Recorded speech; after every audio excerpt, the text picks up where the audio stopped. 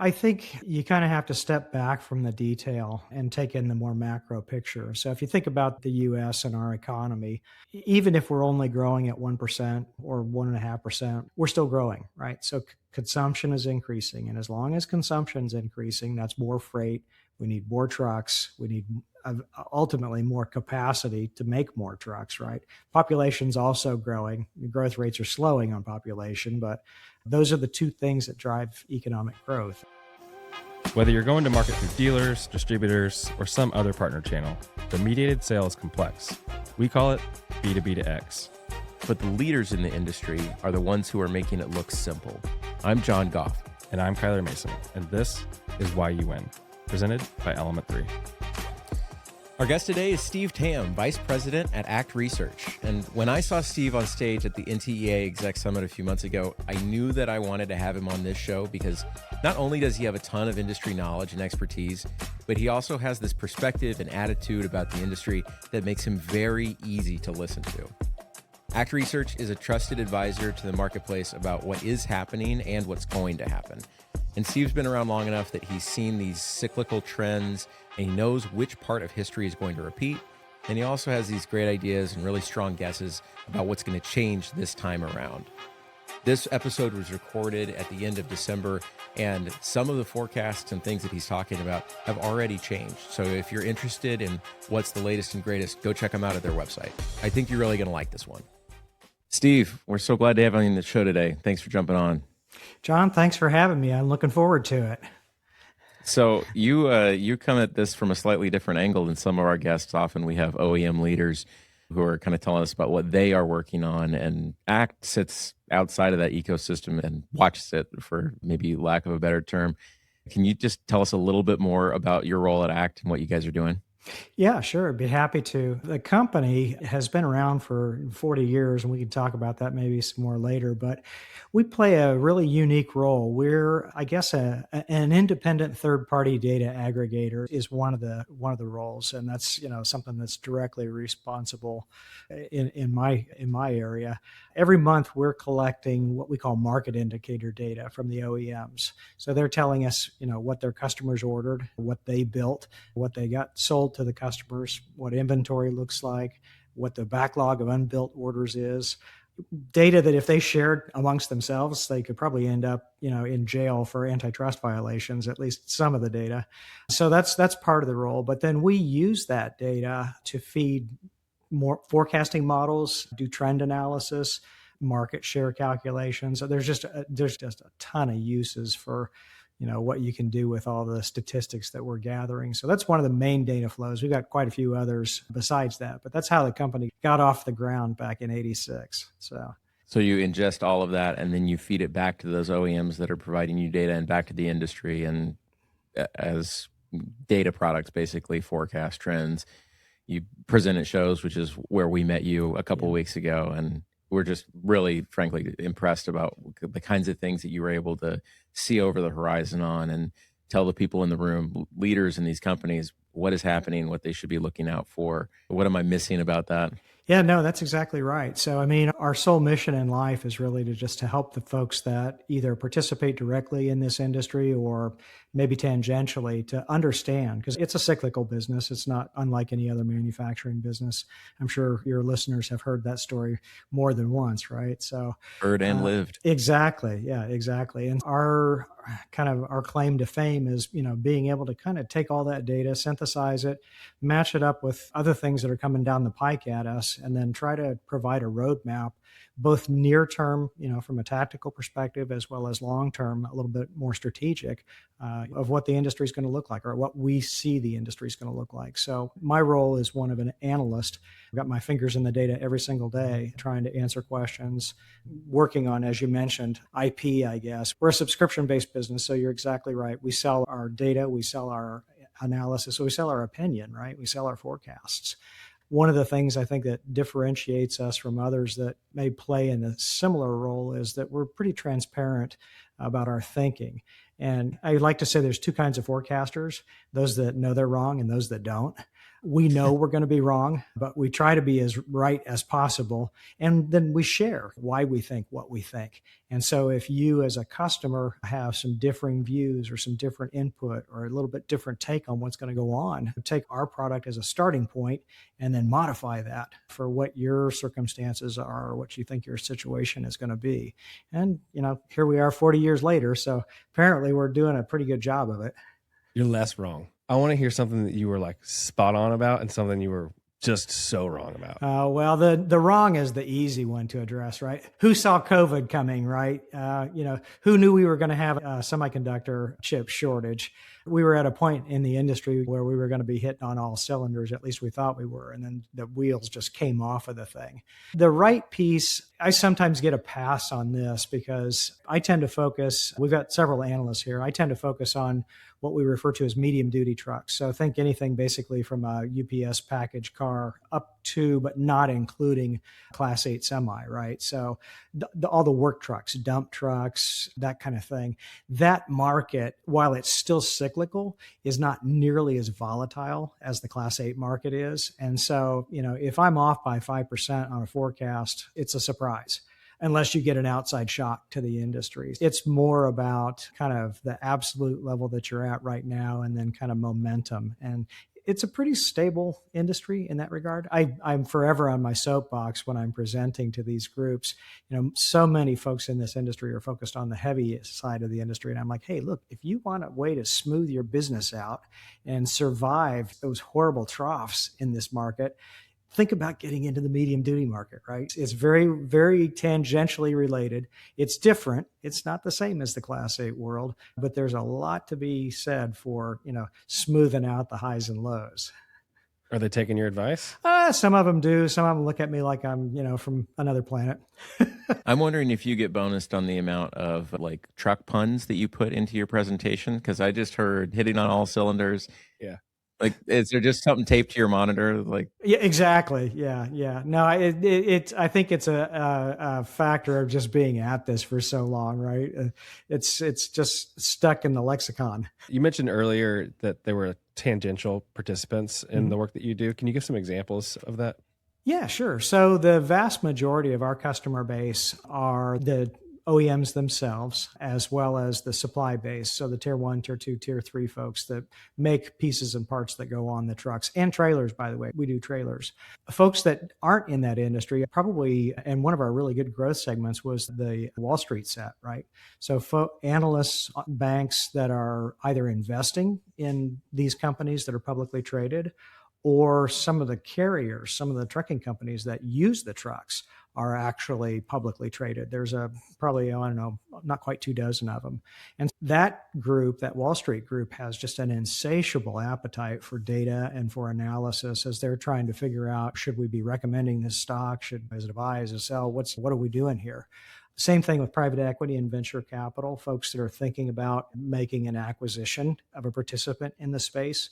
We do a lot of due diligence work with those companies and help them understand the industry and, to the degree we can, the role of the companies that they're contemplating and how they're going to fare through that investment cycle. So that's probably one of the best examples. And then trucking companies, this is the thing with us, right? So the equipment manufacturers, that's a fairly finite universe. And as long as we've been around, it's pretty saturated from a customer perspective.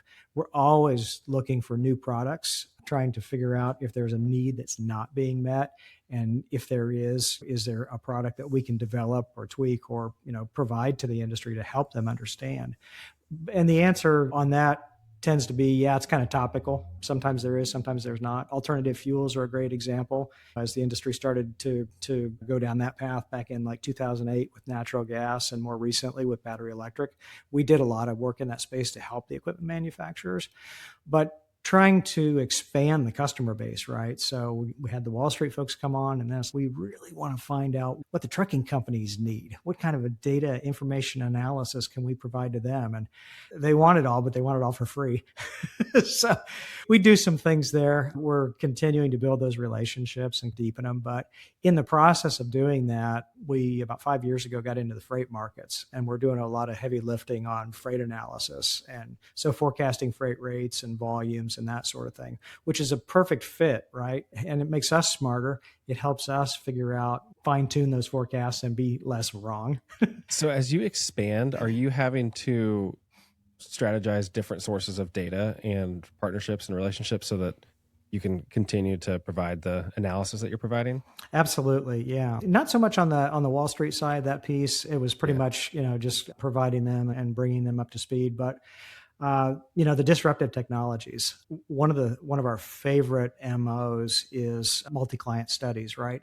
So we went around and met different participants, different stakeholders that were going to be developing those alternative powertrains. And then a different set of folks at the suppliers and manufacturers who are going to be working on the production and the integration of those products, right? And essentially just kind of used our methodical, processes and our forecasting to figure out, okay, what's this thing going to look like? And ultimately what we were trying to do there was forecast adoption rates, right? How is the product going to be accepted and how is it going to be integrated into the fleet as it exists today? So that's one example. The freight piece was a completely different piece, right? We had no freight data, no volumes, no rates and that sort of thing. And so we did actually go, very intentionally out into the space and, made those introductions and started to develop those relationships and establish data flows with various providers in the space. So yeah, always a challenge. One of my favorite sayings is the two best times to start a database are 20 years ago and today. So I wish we would have started a freight database 20 years ago because it'd be pretty darn mature and we'd be able to rely on it even more than we do now. But here we are. So it was one of the insights you shared at that show we were watching you at about freight data, the kind of cyclical nature of that, the long trend downwards that has been happening in that industry, I guess, and in that data, and your prediction that we're sort of about to bottom out on that maybe middle of next year. That was really useful and important for us in marketing context as we're advising our clients to say, when do you start marketing again? The types of cycles that we're looking at in other parts of our business. So outdoor rec, for example, annual cycles. And the question is always, when do I start marketing again? How do I capture the opportunity and stay in front of my competitors in these multi-year cycles like the ones that we're talking about here? I think the question is the same, but even bigger, right? Like if I'm going to go and I need to catch the front end of this wave and make sure I take advantage of new demand, new opportunity, become a market leader or a challenger brand. I have an opportunity to cut a corner on something. Knowing that can make a really big difference in your timing and your investment and all those things. Absolutely. None of the participants in the space want to leave any money on the table, right? So they're like a vacuum cleaner trying to suck it all up. Essentially, that's what we're trying to do. I mentioned the cyclicality of the industry. So the questions are, okay, where are we in the cycle? And let's take where we're at right now. We're in a trough, right? So when's it going to end? When's the market going to turn? How high is it going to go when it goes? How fast is it going to go there? What's the next inflection point? What does the downside or the backside of that curve look like as we, wash, rinse, and repeat? And what are the things that are going to drive that? What are the catalysts that are going to cause these things to happen? And with the benefit of 4 decades of experience, the cycles, they never necessarily repeat. They're not the same, but they rhyme. There are common elements. And they really go back kind of to the nature of the business, right? Not wanting to leave that buck on the table. So everybody's putting in capacity into the last minute until they've got too much and it's costing them money. And then they go, oh, we did it again. And there's also a herd mentality, right? They all do it and they all do it at the same time. And so human behavior. It is. It absolutely is, but if you can, have some insight into, again, those inflection points and try to be ahead of the curve, so to speak, you either benefit or you don't get hurt as bad, hopefully, is the thinking. So you've been doing that for 25 years, ACT for 40. Is there something that you watch and you are always surprised that people haven't learned yet? I mean, the thing you just described is I would expect that kind of behavior. I think capitalism is driving some of that, but what should they have already figured out? I can actually point, I remember very vividly, it was at one of the trade shows, probably back in about 2008. And it was the president of one of the truck manufacturers. And he implored the industry, don't chase the cycle this time. And it's like, that's a really noble sentiment and pursuit. But, if you don't get out of the way, you're going to get run over. So we know we shouldn't do it, and we just can't help ourselves. And it's not just the manufacturers, it's the buyers, it's the truckers, the trucking companies, they do the same thing. The supply base is a little bit more reactive. The OEMs are telling them what to do, what they need, but yeah, it's crazy. There's a story back in the late 19, let's see, it would have been 1998, 1999. The economy was doing really well, right? Think back to the dot-com explosion, right? The marketplace was just on fire, and we were dumping trucks into the fleet left and right. Somebody, I guess everybody in the industry knows who it is, so I'll name names. It was Freightliner, right? They got this brilliant idea. Let's put guaranteed residual values on these trucks. You, Mr. Trucker, buy a truck from us, drive it for 2 years. We'll give you back half what you paid for it. Sounds like a good deal, right? $1,000 down. That's all you need to get this deal. And if you can fog a mirror, you can qualify for the deal. So, of course, Freightliner temporarily bought a whole bunch of market share. The next month, all the other manufacturers offered the same program, and, market share reverted back to what it's been for, decades. But the problem is that in 2000 and 2001, the U.S. economy went into a recession. And so we had all this excess capacity. So we had a couple of things happen. One, we came up with a new kind of repossession. It was called a drive-by repossession. The trucker would actually pull into the bank's parking lot and drop the keys through the night deposit slot and walk away, right? Yeah. Freightliner by themselves, I think the number was about $3 billion with a B that they had to write off to write the value of that equipment from book down to market. I think the rest of the industry had another $2 billion on top of it. It was insane. Used trucks were selling 2 for the price of 1, right? And so farmers were buying Class 8 tractors with sleepers on them. They didn't have any need for the sleeper. A lot of them cut the sleepers off and made them farrowing huts for hogs, right? A lot of the smart owner operators bought them, and they said, hey, this is great because I can go be the first guy at the gate at the port. I can spend the night in the truck. I can get a load, and I have a shot at getting a second load the same day if I'm, first in line. So I guess necessity is the mother of invention, right? Incredible. And a brand new truck, right? Like within essentially, yeah, less than 2 years old. Yeah, right. So some of the timing question that you are trying to predict has these market inflections that you're talking about, COVID, for example, and then some of them are regulatory and these other inflection points.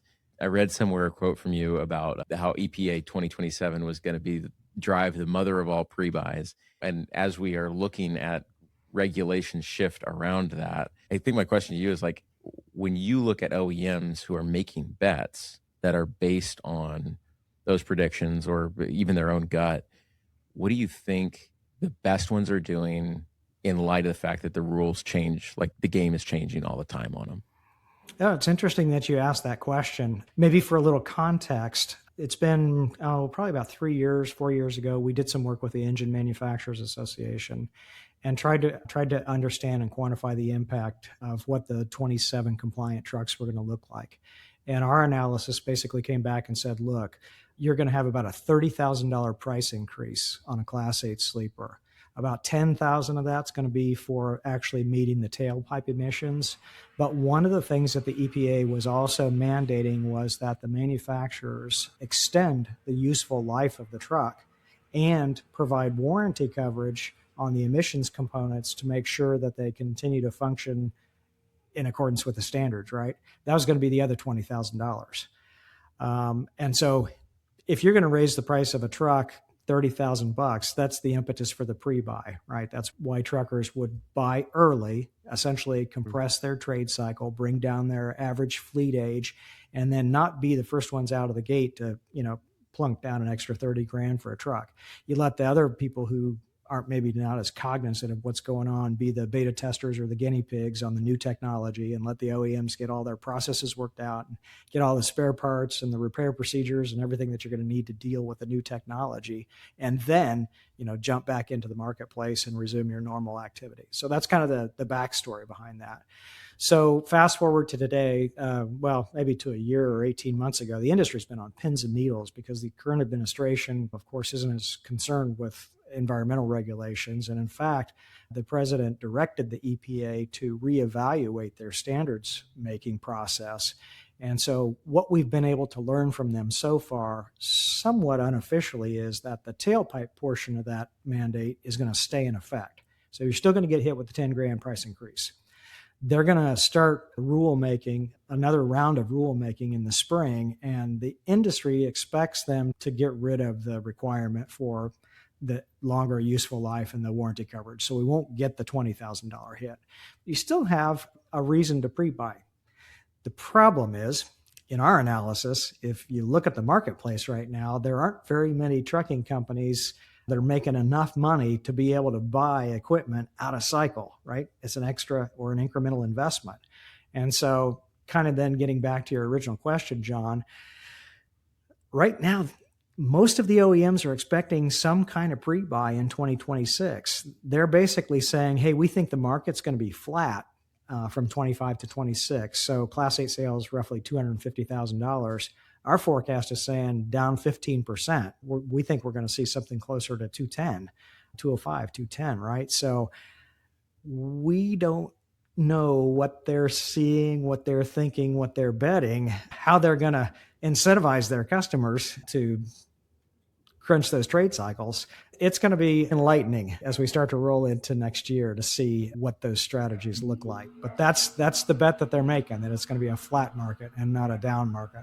Of course, all that in the context of tariffs, which I'm sure we'll talk about. Hope springs eternal when it comes to business planning, right? It's real hard to business plan around contraction. It just like emotionally. It is. Nobody wants to step back. Another phrase we use around here is sprinting headlong toward the cliff, right? So you see the downturn coming, but again, God bless capitalism. Nobody wants to be the first one to blink, right? And so it's all hands on deck. It's interesting that you mentioned that too, because another pattern that we see among the OEMs, not just the OEMs, but I guess the industry in general, we're tending to be slow to react on the downside, right? We see a data point that says, hey, something might be up, and we might pay attention to it and we might not. We see a second month or a second data point, and it's like, okay, there's something going on here. So we wait for a third month for confirmation that, okay, now we've got a trend. Then you have to start the process of stopping or slowing down, right? And it's not a 1 month process. All the manufacturers, all the truck manufacturers have union labor in their shops, and so they've got to give warn notices before they do any layoffs or cutbacks or whatever. Again, another 90-day process. Now you can take down days or slow down line rates or whatever, but yeah, exactly. You're literally 2 quarters in before you get to where you should have been 6 months ago. So if you were more nimble, more agile. So yeah. I was going to say it's a challenge too when the industry ramps, right? Because if we've cut those people, they went somewhere else and got jobs. They weren't going to sit around and wait. They needed a paycheck, and it's back in competition for labor. You've got to bring the supply base back up. So you got to get the flow of materials going again. It's one of the reasons if we could just draw a line through the middle of those peaks and valleys and keep a steady pulse, we'd be so much better off. You all are advising people on billion-dollar decisions ultimately. These are huge choices that these organizations are having to make. And I think you did a great job kind of pointing out early, like you start with the data. The data can only tell you so much. So you start with good data, good observation, good forecasting. And then you have to have good decision making on top of that. There's got to be good gut instinct, and there's got to be strategic bets that go around that.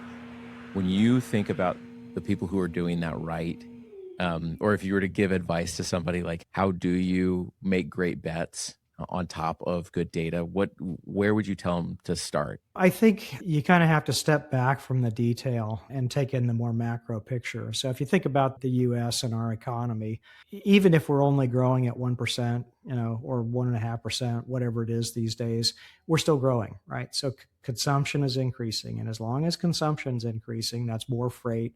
We need more trucks. We need ultimately more capacity to make more trucks, right? Population's also growing. Growth rates are slowing on population, but those are the two things that drive economic growth: are productivity and population growth, right? So we as consumers are not buying less. we're buying more. We spend everything we make and then some. And so big picture, they know what the answer is. The question really ultimately comes down to timing, I think. When do you make that investment? How much pain do you have to feel in terms of being capacity constrained before you start, stick the shovel in the dirt and start digging, right? And then in the context of the world that we're in today, where is that activity going to take place? We're being penalized for decisions that we made decades ago that were made. We sent manufacturing offshore because labor was so expensive in the US market. Consumers, not just consumers, I think businesses too in the US, have a hard time understanding the concepts of price and value. We want the best quality at the lowest price. That doesn't exist in a high wage market, right? It just doesn't. So we shipped everything offshore, and then we said to ourselves, okay, well, what have we done? And now we try to bring it back, and it's good luck with that, especially within the context of a 4-year presidential term. Getting things like steel mills or energy plants up in a short period of time like that, not for the faint of heart. So, I mean, let alone setting up a manufacturing line north of the border, right? It's not a thing. It is a thing. It's just incredibly challenging and expensive not a thing. 4-year cycle. Yeah. So all these players that are in the space today, they've all been in for the long run. They've all been around for just eons, decades. And there has been some consolidation or acquisition more on a global basis as the global economy has kind of, as the globe has shrunk, the economy hasn't shrunk, but all of the 4 major manufacturers on the Class 8 side now have European heritage. And so I think that the key there really is different regions of the globe perform differently at different times, right? And as long as the entire globe's not in a down cycle at one time, North America can subsidize Europe or Europe can subsidize Asia or, whatever the case may be. You spread the pain, I guess. So, which is fine if you're thinking globally. Yeah, sure. Yeah, it is. Yeah. I don't know how this is going to play out. It's going to be very different than what we've seen previously. Well, and you mentioned tariffs a few minutes ago. Most of our guests on this podcast have been very careful to not say that word. Here you are, and you said it first. Yeah, I mean, it's a reality. So we have a couple of different things going on the tariff front. There's something called IEEPA tariffs. Those are the ones that were kind of retaliatory at the very beginning, kind of back at Liberation Day in April, if you will. Of course, the legality of those tariffs has been called into question. The case is at the Supreme Court. Nobody knows for 100% sure which way they're going to go. And if they agree that they're illegal, what does it look like after that? Do we have to give back the money? What's the mechanism for that? So that's one challenge. And that one has been, from our industry perspective, I think more difficult on the indirect front. What it's done to consumption, right? It's slowed consumption down. It's slowed freight down or kept freight growth slow. So from a demand perspective, it's really challenged our industry. It's made it very difficult to plan. If we know the rules, we can figure out what the playing field looks like and we can conceive a strategy where we can be successful. But the rules just seem to be changing at the drop of a tweet. At least they were. Now, things have calmed down a lot, relatively speaking. And I think some of that increased clarity or decreased ambiguity has been beneficial for the industry since that happened. The other set of tariffs, though, is the Section 232 tariffs. And so going after essentially the rest of the globe and putting a tax on anything that we import into the United States. Several of the manufacturers have significant exposure. They manufacture a lot of trucks in Mexico. And it was a 25% tariff, right, on heavy commercial vehicles. And the worst case scenario was that's on the price tag, right? So on the sticker price. So, I talked about a $30,000 price increase for the EPA 2027 emissions. Well, a 25% price increase is more than $30,000. So we were very nervous for a good period of time. Now, it seems that as though things have calmed down a little bit, we still don't have 100% clarity on what's going on here. And there's a lot of negotiations still taking place. But for those things that were already USMCA compliant, the 25% tariff is not going to apply to those. So we get some relief in that regard. And again, that's been beneficial to the industry, at least for now. Now, if we change our minds about that, it could get pretty ugly.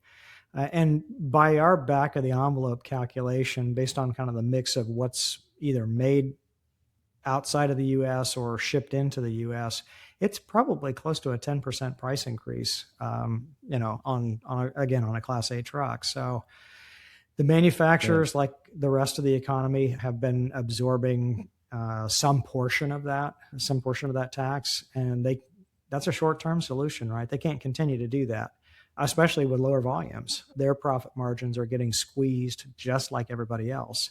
And there's a lot of work going on right now to try to figure out, okay, what does the playing field look like and what do we need to do next? So it's a developing story. Yeah. So in the work you do, how do you account for this in your analysis and forecasting with so much uncertainty? It's really hard. Truly it is. And that's kind of, the comment that I made earlier on the podcast about transparency. We're, again, very forthcoming about what our assumptions are. And, because the manufacturers are living this day to day. We don't know, for example, what the parts content, non-US parts content of any manufacturer's truck is, right? Each manufacturer knows, I hope, what their non-US content is. And so they know what the hit is going to be for their particular product. They don't know from an industry perspective, I don't think. We don't have that kind of visibility into that kind of detail in the commercial vehicle space. I know on the automotive side, there's actually a sticker on the vehicle that says, where the content came from. So they're a lot more advanced in that regard. And that's one of my laments about the commercial vehicle industry in the first place, right? If there's just so much data on the pass car side and not nearly as much on our side, but we're also, for classes 4 through 8, we're 500,000 units a year, in an average year, as opposed to 16 million or 15 and a half, whatever the car market is going to be this year. So we're almost a rounding error. One of the things that we think about and talk about a lot are the dealer channel. So not only the OEMs, but also how are they actually delivering these things to customers through their channels? And I know you gather data from them and you talk to dealer groups and kind of give advice and guidance to them. I'm wondering, as you look at those successful relationships between the OEM and the dealer, are there patterns that emerge for you? Like what makes that really work or not work? That's an interesting question. Successful relationships between the OEMs and the dealers. Well, no, the reason I say that is because they tend to be love-hate relationships, right? Obviously, as a dealer, you're obliged to the OEM and somewhat beholden to them. But that then, of course, also makes you bitter somewhat about the relationship. I think there's actually one publicly traded new truck dealer in the space, Rush Enterprises. They're a Peterbilt and international dealer. And, that's kind of gone the other direction. The OEM is the one who might hold that resentment. In fact, I think Rush has been told that they are not allowed to buy any more dealerships because they're too big. They're actually competing, I won't say head on, but competing very directly with the corporate mothership in both cases. So yeah, I don't know. It's a complicated dance. It really is. Obviously, the dealers don't have product, don't have service tools, don't have the support that they need without that mothership. But I think they oftentimes feel constrained by the manufacturers and what they're allowed to do or what they're not allowed to do. I think they'd like more freedom, more autonomy to be able to make some decisions on their own. But they're also looking at their universe in a vacuum. They're in their own silo. They don't necessarily see the bigger picture. And that's why it's probably necessary to have that bigger oversight, and why corporations or why the manufacturers, the OEMs, make some of the decisions that they make. So yeah, it's an interesting model. Like on the pass car side, we can sell direct to the customer from the OEM. We don't necessarily need the dealership. Tesla has kind of broken that mold, and some of the others. And I don't know that we'll ever see that on the commercial vehicle side. Partly because of the size, I think. I don't know that the dealers themselves could survive without that relationship and the support that comes along with it. I think they strive for it, but yeah, I don't think we'll ever see it. It's also a lot more complicated product, right? Think about the speccing process on a truck. In the Class 8 world, those trucks are highly spec'd. Probably, I'm going to say, probably 85% or more are, you have to sit down and go line item by line item through the specs and choosing options and that sort of thing to get the truck configured the way you want it to do the work that you want it to do. And there's a lot of expertise that at the corporate level that the dealers rely on to make those choices. I'm sure there are a lot of dealers out there who probably could do it on their own, but then you've got to stay current, right? Nothing's static. We're constantly developing, changing, adding technology, especially in this day and age. And yeah, it's just a relationship for good, bad, or indifferent is going to have to exist, I think. I was talking to a sales leader at a Class 8 dealer a couple weeks ago, and I was asking him, what's the secret to selling enterprise fleets? What do you need? And his perspective on that was like, in the room, you have to bring the fleet leader and the service leader and the parts leader from the dealer side. And if you don't show up with all three of those things into that enterprise environment, then it's just like you can't make ground. Often you can't even get in the door. And I think for some of that, I think for mid-sized trucks, that is often true, especially in these larger fleets. You need the dealer because you need the parts and service arm, and you need the local help, and you don't want, as a fleet manager, you don't want to own all of the problems that come with owning a fleet and only being able to go back to the manufacturer, this distant, sometimes multinational corporation, and be like, hey, my thing broke down, can you help? No. Okay, now what? So yeah, the customers are just amazingly sophisticated, and the dealers, I think, certainly recognize that. And thinking about successful dealers, they're really starting to parlay that sophistication into an advantage for themselves, right? There's just a lot of different things that they're doing to try to connect at a much different level. I joke that it's not rocket science, it's truck science.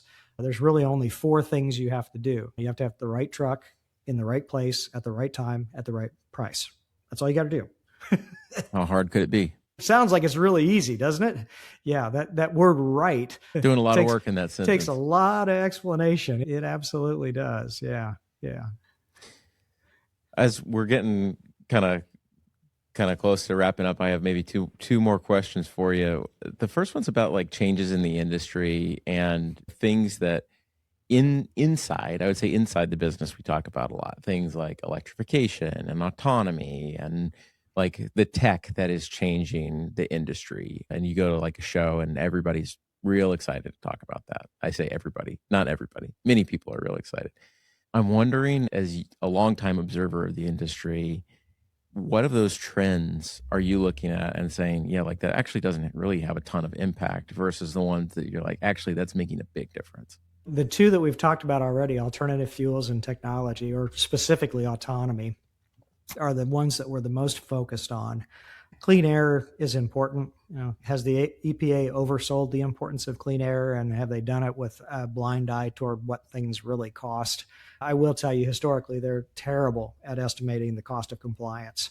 By a factor of 10, they typically miss. And so if that analysis had been correct, perhaps we would have made a different decision sooner. I don't know. But the technology, to me, is the part that's a lot more fascinating. If you think about a trucking operation, the 2 most expensive items on the income and expense statement are fuel and labor, right? And so if you want to control the cost of logistics, essentially, that's what you've got to go after. Fuel, we thought we were doing that with the alternatives. We hit the pause button, we'll wait. So now it's the driver piece, right? If you could take the driver out of the truck, you're going to save 25% of the cost of your operating expenses, something like that. But that technology is proving slower, I guess, in terms of development and adoption than many in the industry, or even in the broader sense, would like to see. In fact, I just saw one of the robo-taxi services just got grounded, I guess, for a better word, because they were passing school buses. I saw a Waymo drive into a police standoff. It was a video. Yeah. So we've got, especially at the lower levels of autonomy, we're really doing a good job, I think, of developing the building blocks and for sure making trucking operations safer. And that's a huge win, right? That's a huge gain, because there's costs associated with all those accidents, even if they're only fender benders, just bang a bumper or whatever, but hit the dock. All those things that you don't have to repair, don't have to fix, that's all good. And so if we can, there's so many things that have to happen to see broad adoption. We are commercially delivering freight with driver out trucks today on a very limited basis, but we actually are doing it. So it does work. It doesn't work everywhere. the snowstorm that we had today, it'd probably be a game changer, a game ender, or at least temporarily until the pavement clears up. You've got legislative issues, you have insurance issues, and public opinion, right? People already hate trucks. It's sad but true. The public just doesn't like them. It's like they don't realize the importance that they play in the economy. They're afraid of them and the driver out. I'm not sure whether they're going to be more afraid or less afraid. I assume so, at least initially. Yeah. You haven't researched that yet? I have some thoughts about that. I think it's a marketing issue, actually. We can't market them as being 100% safe. We have to market them as being 90% safer or 95%. Yep. You pick a number. We're going to have accidents. We're going to have mistakes. We're going to have failures. We're going to have problems. But hopefully we're going to have fewer of them than if we didn't have the technology to help us keep it between the lines, so to speak. But not just hopefully, right? Like, I mean, I think the data really backs that up, especially in passenger vehicle, it's like way safer. Yeah, it's happening. There's no question. There's nothing idiot proof to a sufficiently trained idiot, right?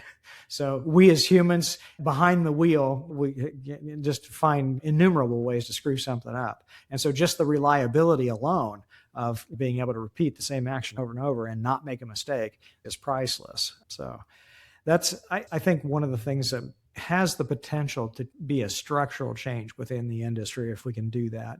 I know there are still companies that are looking at platooning. So you have a driver in the lead vehicle and then you have 3 or 4 or however many trailing vehicles. Operationally, that's a challenge, right? When do you see 5 of any brand of a trucking company in a row going down the road? And if you've got 5 different companies, there are fuel savings to tailgating or platooning. I'm sorry.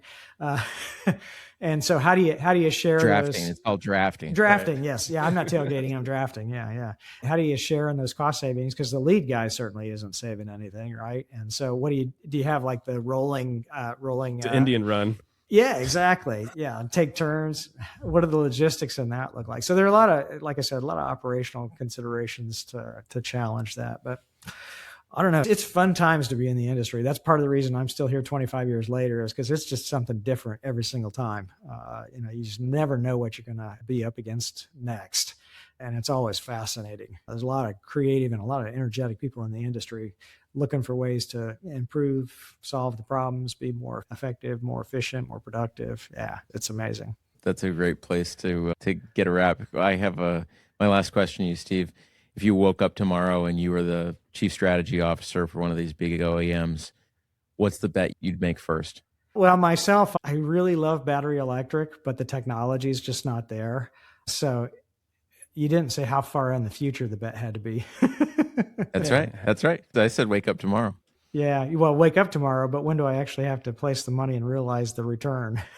No rules. Oh, yeah. Yeah. So that's one of the beautiful things that, as we've looked kind of at the developments over the last, let's say 5 or 10 years, is the level of interest has garnered so much investment that we are making technological leaps and bounds. You look in China today and they're already at solid state batteries, right? Battery density or energy density is one of the big hurdles for adoption of battery electric in the Class 8 world.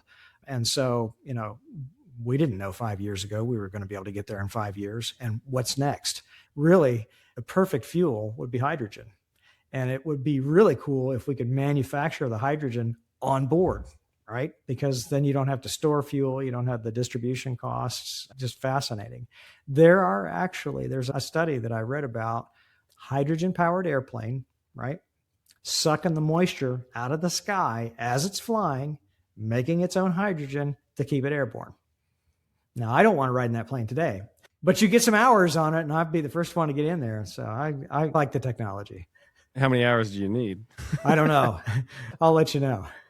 He needs to receive the study first. Oh, man. Steve, this is great. Yeah, man. We so appreciate you coming on and sharing this with us. John, Kyler, it's good to talk to you guys. I'm happy to do it. So let's talk a lot more. Thanks, Steve. Sounds good. Yep. Take care.